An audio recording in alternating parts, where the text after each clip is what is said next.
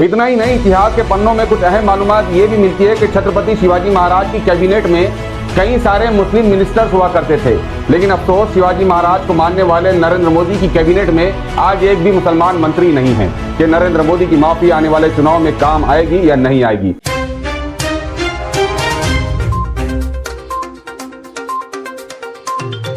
अस्सलाम वालेकुम, आप देख रहे हैं शेख एक्सप्रेस टीवी। मैं हूं शारिक नक्शबंदी। पिछले दिनों 3 खबरों ने पूरे देश को अपनी तरफ मुतवज्जे किया है।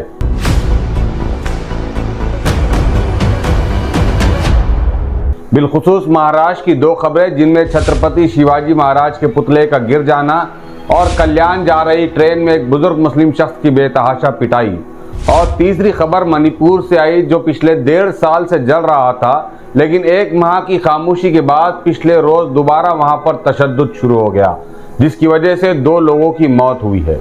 महाराष्ट्र में जिस छत्रपति शिवाजी महाराज के पुतला गिर जाने पर प्राइम मिनिस्टर नरेंद्र मोदी ने माफी मांगी, तारीख यानी इतिहास के पन्नों से मिली मालूमात के मुताबिक ये वही छत्रपति शिवाजी महाराज है जिनके दौर में कहीं किसी पर जुल्म सितम बर्दाश्त नहीं किया जाता, बल्कि जालिम चाहे कितना ही ताकतवर क्यों ना हो, छत्रपति शिवाजी महाराज उसे सबक सिखाने के लिए निकल पड़ते थे।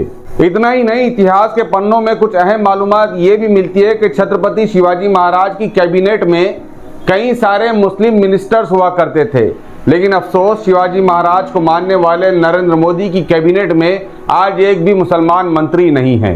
प्राइम मिनिस्टर नरेंद्र मोदी ने छत्रपति शिवाजी का पुतला गिरने पर माफी तो मांग ली, लेकिन शिवाजी महाराज के हुकूमत करने के कुछ तौर तरीके सीख लेते तो शायद ये उन्हें सही श्रद्धांजलि होती।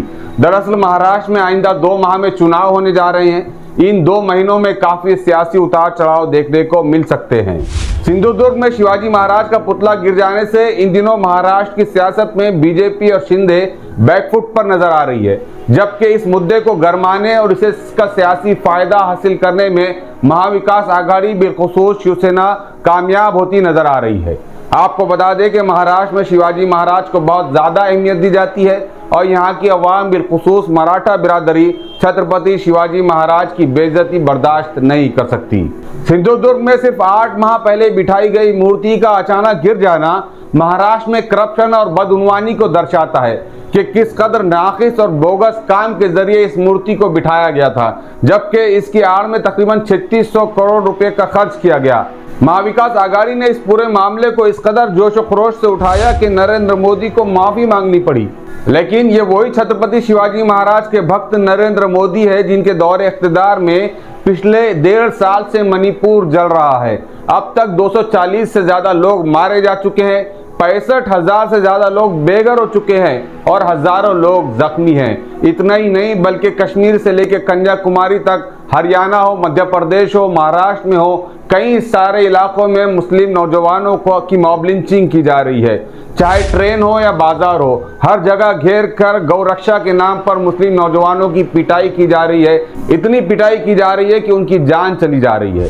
न मणिपुर न मुसलमान, नरेंद्र मोदी ने आज तक माफी तो दूर एहसास शर्मिंदगी का भी इजहार नहीं किया। बहरहाल छत्रपति शिवाजी महाराज की मूर्ति गिर जाने पर प्राइम मिनिस्टर नरेंद्र मोदी की माफी क्या इलेक्शन में काम आएगी, या महाराष्ट्र की अवाम छत्रपति शिवाजी महाराज की तरह पूरी जनता को इंसाफ, अमन और सुकून देने वाले भक्त को चुनकर मुंबई असेंबली तक पहुंचाएगी? ये तो आने वाला वक्त ही बताएगा कि नरेंद्र मोदी की माफी आने वाले चुनाव में काम आएगी या नहीं आएगी। ये था नरेंद्र मोदी की माफी से मुतालिक एक अहम अपडेट, और नए अपडेट्स के साथ आपसे मुलाकात होती रहेगी। हमारे चैनल को सब्सक्राइब करें, शेयर करें और अपना कमेंट ज़रूर लिखें। शुक्रिया।